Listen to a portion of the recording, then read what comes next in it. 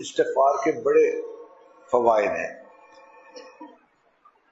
حضرت حسن رضی اللہ تعالیٰ عنہ تشریف فرما تھے، ایک آدمی آیا، حضرت بڑا خطا کار ہوں، گناہ گار ہوں، کوئی عمل بتا دیں کہ گناہ معاف ہو جائیں۔ فرمایا استغفار کرو۔ ایک آدمی آیا، حضرت بارش نہیں ہوئی، کوئی عمل بتائیں۔ فرمایا استغفار کرو۔ ایک آدمی آیا، حضرت بڑا غریب ہوں، قرضے سر پہ چڑھ گئے ہیں، کوئی عمل بتائیں۔ فرمایا استغفار کرو۔ ایک آدمی آیا، بیٹا نہیں ہوتا، اولاد نرینہ کی تمنا ہے، کوئی عمل بتائیں۔ فرمایا استغفار کرو۔ ایک بندہ آیا کہ باغ ہے، جی چاہتا ہے کہ پھل زیادہ ہو، کوئی عمل بتائیں۔ فرمایا استغفار کرو۔ ایک بندہ آیا، جی دعا کیجئے میری زمین میں سے پانی نکل آئے۔ فرمایا استغفار کرو۔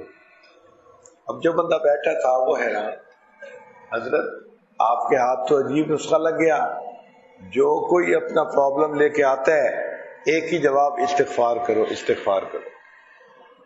تو حسن رضی اللہ عنہ نے فرمایا کہ میں اپنی طرف سے نہیں بتا رہا، اللہ رب العزت نے قرآن مجید میں یہ نسخہ بتایا ہے۔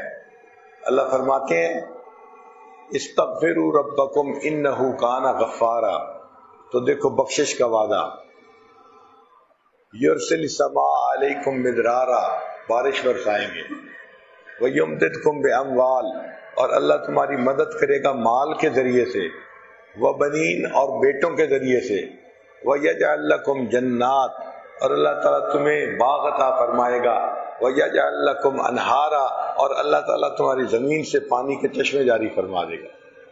تو قرآن مجید کی آیت ہے، آپ غور کریں، ہماری اکثر پریشانیاں انہی 4-5 نقطوں کے اندر ہوتی ہیں، تو ہمیں تو کوئی اور عمل کرنے کی ضرورت ہی نہیں ہے، صرف استغفار کرتے رہیں تو قرآن مجید کے مطابق ہماری پریشانیاں دور ہو جائیں۔